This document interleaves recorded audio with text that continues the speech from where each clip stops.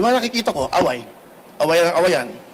Mga edukado, ang tingin nila sa mga artista masyadong mababa. Kami may magagandang kapus-puso para sa ating mga kababayan. Ano ba ang purpose ng isang senador? Hindi ako abogado, hindi ako nakatapos, pero ang purpose dapat ng bawat senador, bawat nagpa-public servant, bawat namumuno sa anumang local government, mabuting puso ang meron ka. Sa tingin ko, dito magkakasundo tayong lahat. Yung talamak na korupsyon, at talamak na korupsyon, at higit pang talamak na korupsyon. And when I will be blessed by the mandate of the Filipino people, this is the role that I'll be playing. And if I have a way, if I can make enough alliances, we'll do away with resolution number 1, authorizing liquidation by certification. Yes. Good morning mga kasama. At andito naman si Kuya Goods nagbabalik. At syempre kung hindi ka pa nakasubscribe sa ating channel, pasubscribe na lang po. At hit mo rin yung bell para lagi ka namang updated sa ating mga video. Ayan, kape-kape tayo sa umaga. Magandang morning sa lahat. At syempre magpapasalamat na tayo sa 37,000 new subscribers. At sa mga tatihan nakasuporta at walang sawang sumusuporta, maraming salamat po. At isang like, isang share. So all good na po tayo dyan mga kasama. Ngayon, meron tayong ikichika. Ito ay galing kay Chikadora. Ano ba yan? Meron naman pong binato sa atin si Chikadora, no? At naku po. Alam nyo ba si Attorney Vic? Naku, eto na matindi. Oo, kaya abangan nyo sa dulo ng video. Ngayon, sinabi niya ron, matapang niya binanggit. Nabubuwagin niya ang mga korupsyon sa bansa. Kung sino, alam niya, kilala niya kung sino-sino eh. Meron siyang binanggit na oligarch. Kaya doon sa video na yon, mga kasama, abangan nyo kung paano niya sinabi, yung statement niya. Pero bago yan, siyempre, Chikadora, ano ba yung inaano mo, Chikadora? Ano ba yung problema mo? May problema ka ba? Sige, tignan natin, Chikadora, kung ano yung problema mo ngayon, Yan, mga kasama, panoorin natin kung ano yung sinabi rito. Noong nag-file lang si OC, si Congressman Marcoleta. Ngayon ay senador na, Senador na po. I-claim na natin na senador kasi biro nyo naman, doon pa lang sa pag-file ng COC, grabe na po ang suporta. So, ayan, ipasok mo, Chikadora. Ano ba meron? Pasok! Matapos na opisyal na ihain ang kanyang Certificate of Candidacy bilang kandidato sa pagkasenador, Sagip Party List Representative, now senatorial aspirant, Congressman Rodante Morcaleta, Yes. posibleng manguna sa 2025 midterm election. Diba? Ito ang kumpirmadong balita mula mismo sa ilang mga data analytics survey at political analyst na tila nanindigang posibleng pangunahan ni Rodante Morcaleta ang magiging eleksyon sa 2025 sa pagkasenador. Sa katunayan, posibleng araw maunahan pa nito ang frontrunner na si Erwin Tulfo na magpakailang beses nag-number 1 sa iba't ibang survey katulad ng Pulse Asia at Okta Research Survey. Ayan, ma-interrupt ko lang. Chikadora, ma-interrupt lang kita. Tatanungin lang natin yung ating mga kasamahan dito.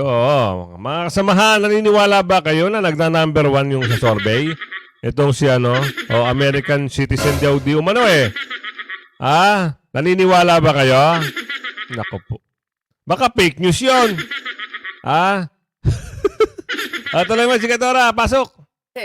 Posibleng si Marcoleta ang maging dark horse sa 2025 senatorial election dahil bukod sa kanyang popular na pangalan, mas nakilala ang mambabata sa pagiging patas nito at pagdepensa sa budget briefing ng Office of the Vice President ni Sara Duterte. Idagdag pa raw dito ang official endorsement ng Vice President na Yan ang tunay. Diba? Pag in-endorse, sigurado na. Pasok na sa banga, mga kasama. Hindi na matatalo, hindi na magigiba. Siyempre, yung lineup na ngayon, kasi ang parang nagbago ata, di umano. nakita naman natin, kasi parang kahapon na yung last day of filing ng COC dyan sa may Manila Hotel. So, ang nakita natin,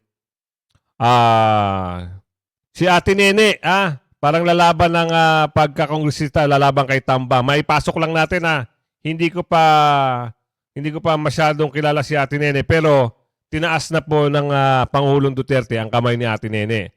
So, panoorin nyo yan, subaybayan nyo yan, at syempre, suportahan nyo yan. Diyan po sa Leyte. Ayan po si Ate Nene ang mga kalaban ni Tamba. Oo. Maganda dyan. Wag nang papormahin yung mga lus-lus. Sayang ang pera ng bayan. Ubus. Di umano. Pag inendorso ng Pangulong Duterte, sure ball. Di ba? Okay, tuloy. Si Rodrigo Duterte, ang controversial preacher at dati ng supporter ni Rodante Morcaleta, ang founder ng Kingdom of Jesus Christ na si Pastor Apollo Kibuloy na may tinatayang mahigit sa 8 milyong miyembro. At Isa pa. May pasok lang natin. Si Pastor Kibuloy ay tumakbo na rin po ng pagkasenador. Isipin nyo, baka dun solid na suporta. Diba? May pasok lang natin yung KOJC, 8 milyon, di umano. Doon pa lang, sa 8 milyon na yon, pasok na si Pastor. At mabalik tayo dito kay Congressman Marcoleta. Pag pinagsanib, inendorso ni Pangulong Duterte, inendorso ng KOJC, inendorso ng kapatid, at ang taong bayan, Muslim, Katoliko, aba. Number 1. Yan lang ang masasabi natin, talagang number 1 na po ang ating pambato na si Congressman Marcoleta. Tuloy! makapangyarihang grupo ng Iglesia ni Cristo kung saan bukod sa kanilang paniniwalang pangkalahatan, kilala ang nasabing religious group sa kanilang block voting na siyang posibleng makuha ni Marcoleta dahil ito ang kanyang relihiyong kinabibilangan. Tama. Matatandaang bago pa man makilala bilang defender ng budget ng opisina ni Vice President Sara Duterte, mas naging maingay ang pangalan ni Congressman Rodante Morcaleta nang makita ng taong bayan na isa siya sa mga nanindigan ng lawmakers at nagpasara sa media giant na ABS-CBN matapos maimbestigahan ng Technical Working Group ng komite na lumabag ang nasabing kumpanya sa hindi mo na pagbabayad nito ng karampatang buwis na umabot sa trilyong pisong halaga. Ilan pa sa mga netizen ang nagsabi na kailangan sa Senado ang tulad ni Rodante Morcaleta. Biruin nyo may interrupt lang to Chikadora, wait ka lang Biruin nyo umabot ng trilyon piso ang utang. Ano nangyari? Diba? Yun yung umabot na trilyong piso na yon, tulong na sana sa taong bayan yon. Ano nangyari? Sabi pa dito matapos na opisyal na kumandito ato sa pagka-senador, Congressman Marcoleta, posibleng manguna sa 2025 midterm election. Posible. At naniniwala tayo dyan mga kasama na si Congressman Marcoleta ay mangunguna. At may potential pa ito, no? Kung sakasakali, pwede itong maging vice o presidente balang araw, no? Balang araw. Pero syempre, antayin natin ang desisyon. Hindi naman na potential, no? Balang araw, hindi naman na ako, hindi naman porket sinabi ko ay matutupad, hindi naman ako, 'di ba? Balang araw tingnan natin, we'll see. So syempre, lalo na magaling ito, 'di ba? Magaling. Siyempre, yung mga lineup ng PDP, kung sino man yung wala pa kasing wala pa kasing finalist meron na wala, 'di ba? Kagaya nga nung si Baste, dapat tatakbo. Pero nawala si Pangulong Duterte. Nawala rin sa lineup. Nag-mayor sila at vice mayor si Baste.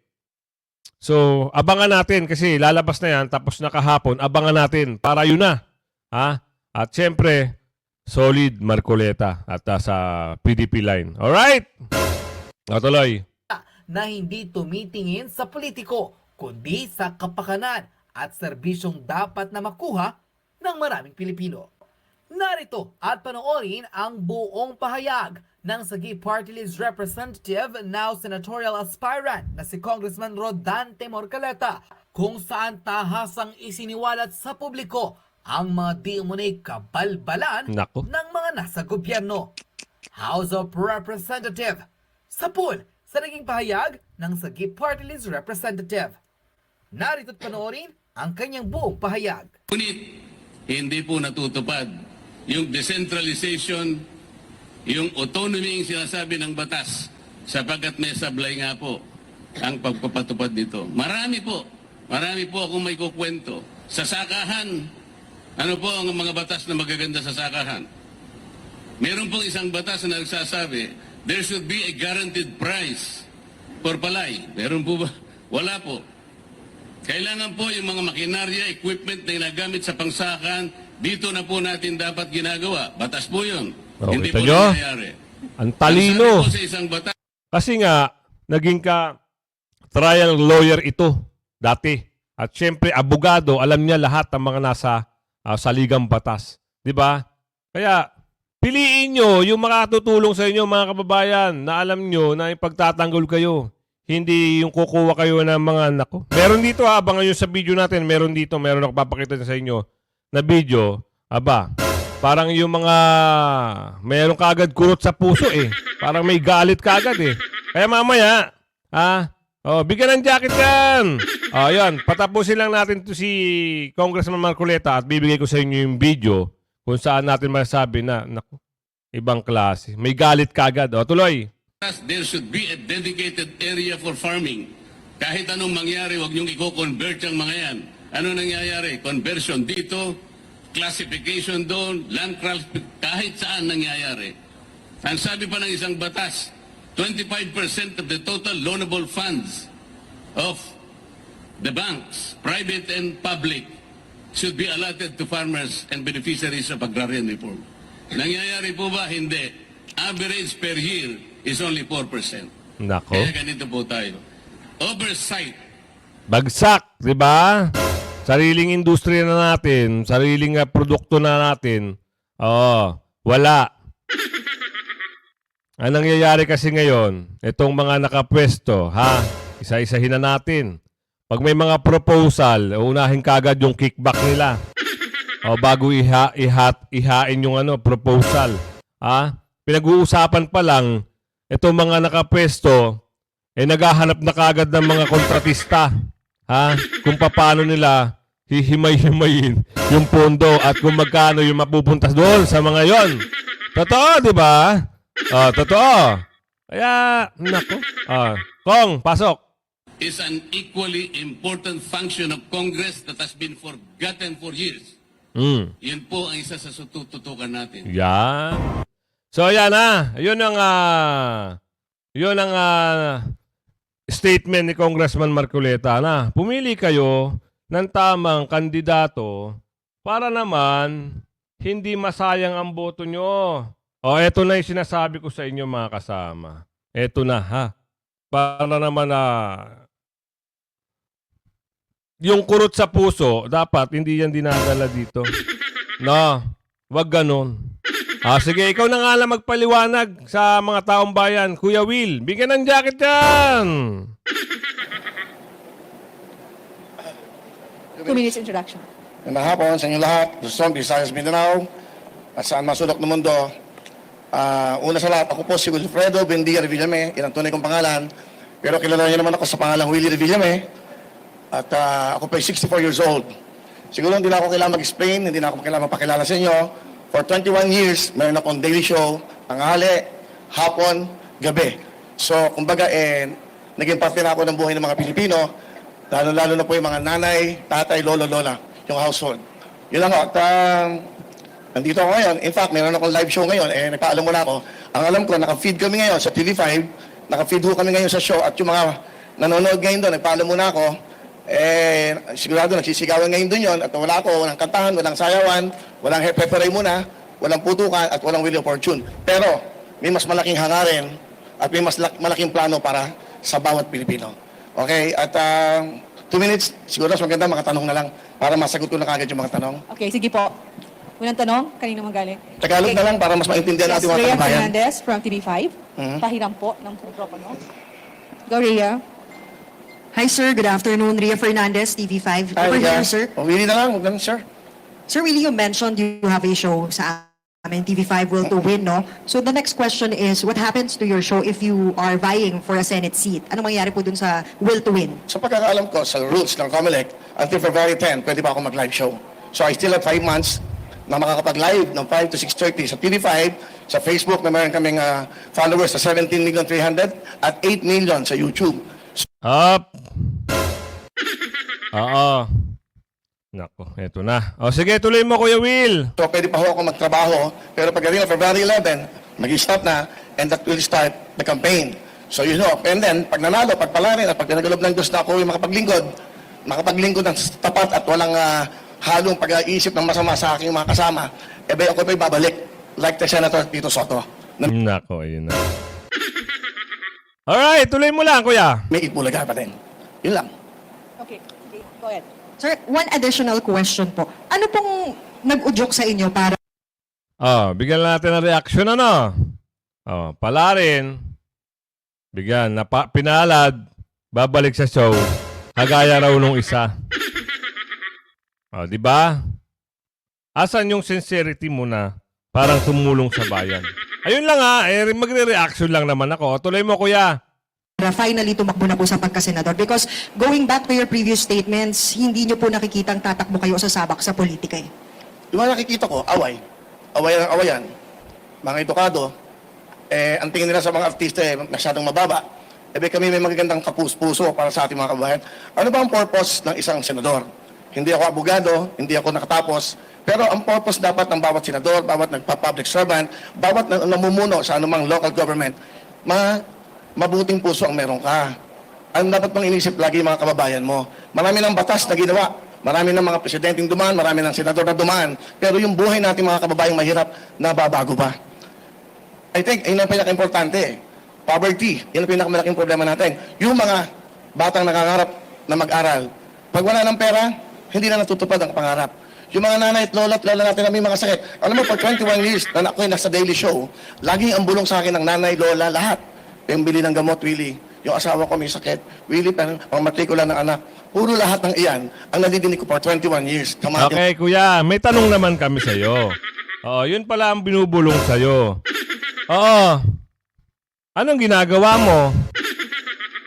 Anong nangyayari dun sa mga bulong?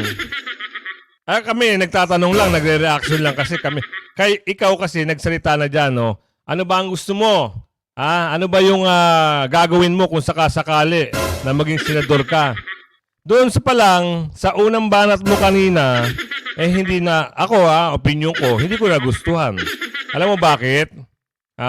Pag nanalo ka, gagawin mo, babalik ka sa show. Di hindi ka na nakapag-focus sa trabaho mo, di ba? O kayo mga kasama, i-type nyo kung ano yung opinion nyo dyan sa comment section. Yun lang ang para sa akin, tuloy. Yung mga kababayan, for 21 years, yung mga magbubulong sa akin ng ganyan, hindi naman ho na bagong buhay eh. Sa mga marami na nagsilbi sa ating bayan. Wala akong sinasabing iba. Ibig ko lang sabihin, dapat hindi lang batas tungkol sa batas ng mga kung saan batas. Batas ng mga mahihirap ang kailangan natin. Paano magbibigyan ng magandang buhay ang ating mga kababayang mahihirap? Mga batang nangangarap na walang pambili ng libro, walang sapatos, walang pangmatrikula. Yan, yung mga lola at lola na nanay natin na walang pambiling gamot. Yan, lagi yan ang reklamo nating kababayan. Dapat sa Senado, may batas para sa ating mga Kuya Will, may batas na po sa Senado. Yung implementation lang, dahil nga sa mga durobo dyan, sa kongresista, sa kamara, kung sino-sino mga durobo dyan, wala na. Nauubos na. Nasa batas po yan, Kuya Will. Sinabi yan ni Congressman Wilbert Lee. Tsaka dapat may alam din sa batas. Hindi yung pwede tatakbo lang, Kasi hindi kang, ito opinion ko lang naman to. Walang mangyayari sa'yo kung wala kang ring alam sa batas. Kasi kayo ang magpapasa ng batas eh. Di ba? Aralin mo, ito ba? Pwede ba to ipasa na maging isa batas itong gagawin nating panukala? Hihimay-himayin nyo yan. Hindi pwede yung, bigay mo ng jacket! 5,000! 1, 2, 2, 3, 4, 5,000 pieces! Hindi pwede yung Kuya Will. Oo. Oh, it's a big, big no. Pagdating dyan sa Senado. O, tuloy, ano pa meron?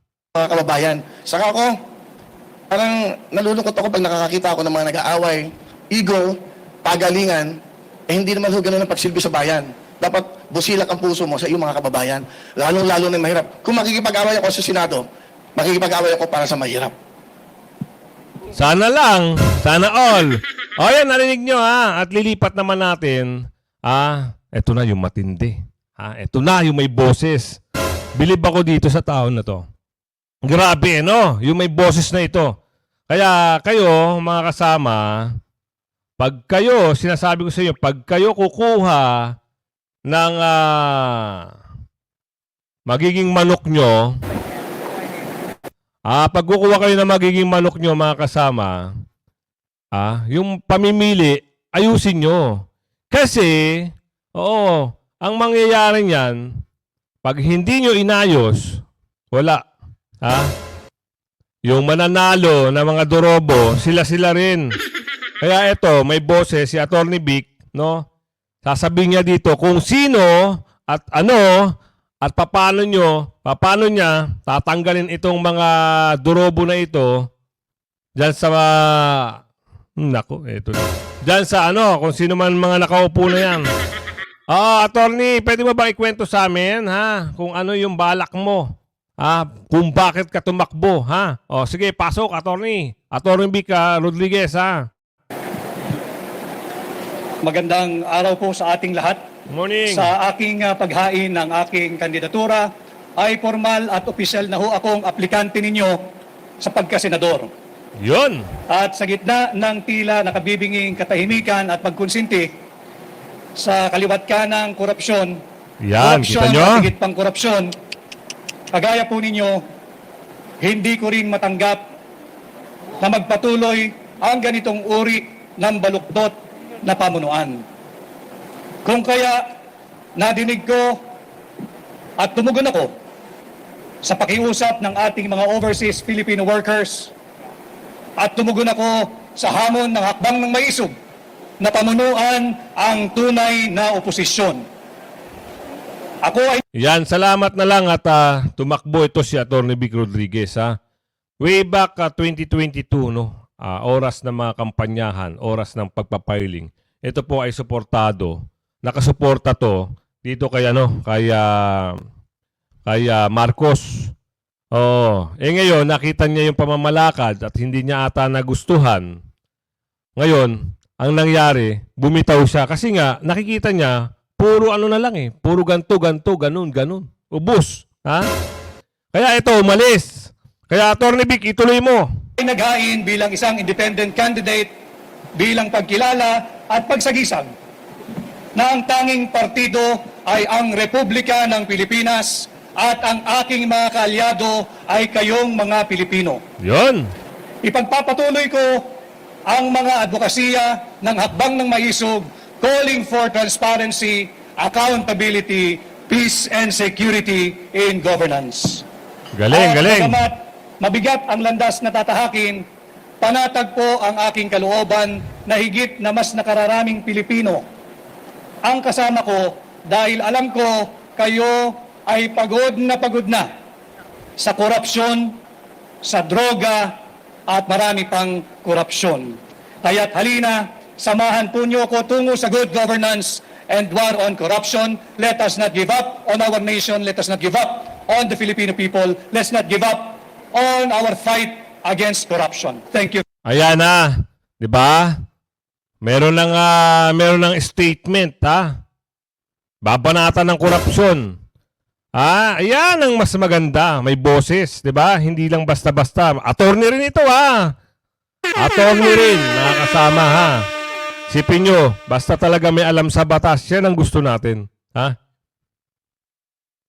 Para naman, siyempre, pag halimbawa, binabati ko siya, meron siyang depensa kasi abogado siya eh. Alam niya kung ano yung tama at mali na aayon sa saligang batas. Ha? Meron kasi dyan sa Senado, ha? Oh, hindi na natin papangalanan. Oo, nagmamaron-marunungan. Oo, kahit baluktot na yung dila, pilit pa rin tinatama. Di ba? Nakakalungkot lang mga kasama, ha? O, tuloy natin. Thank you very much. Thank you, sir. Are there questions from the media? Yeah, go ahead. Inquiry.net, John.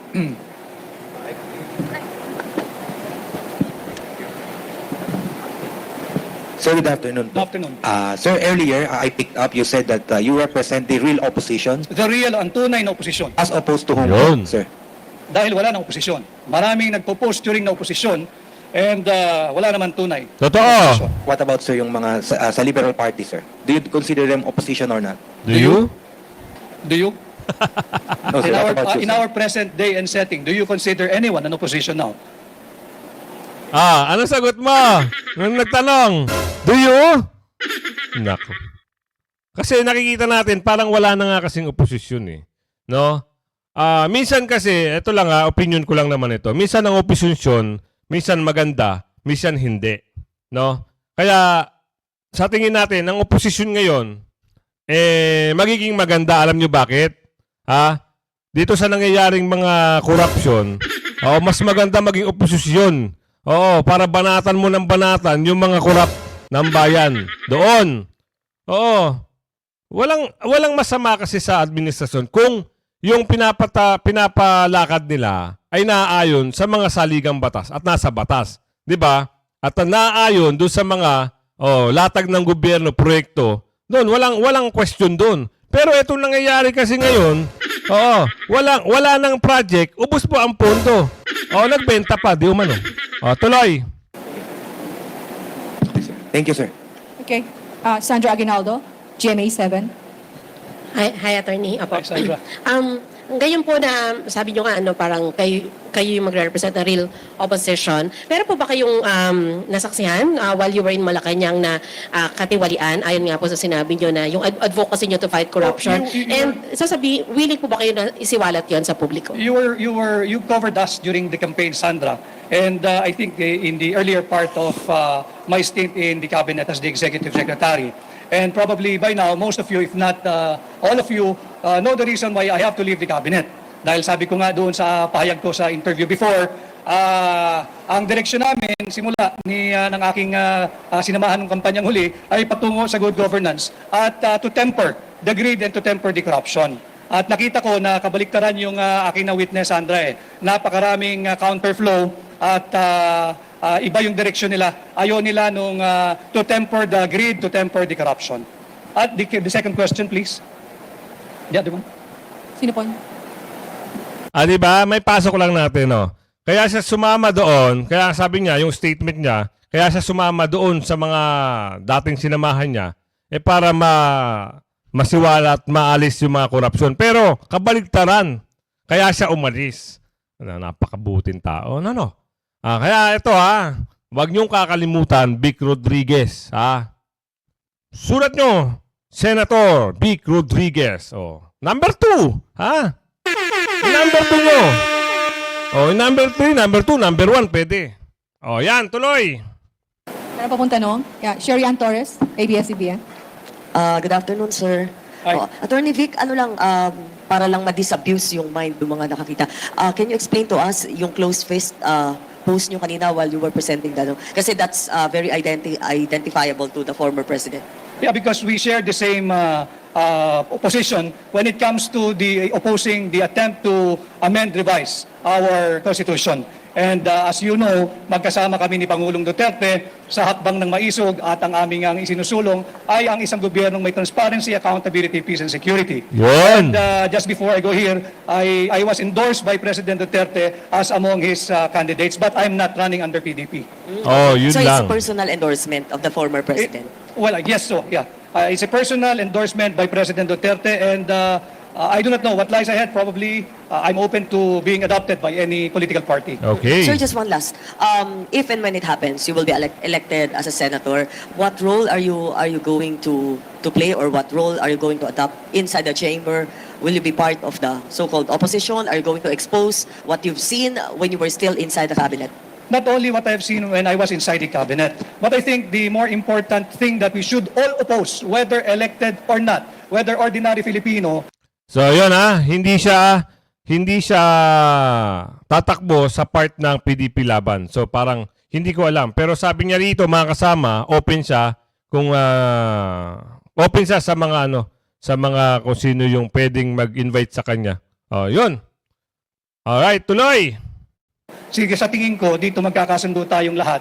Yung talamak na korupsyon at talamak na korupsyon at higit pang talamak na korupsyon. And when I will be blessed by the mandate of the Filipino people, this is the role that I'll be playing. And if I have a way, if I can make enough alliances, we'll do away with resolution number 1, authorizing liquidation by certification. Galing. And would that be, is it also safe to say that if you are going to be allied with, for example, with the majority bloc, you will try to get the Senate Blue Ribbon Committee? I will never be allied with the majority bloc. I am running because I took up the challenge to lead the real opposition. Are there any more questions? Okay. Wala.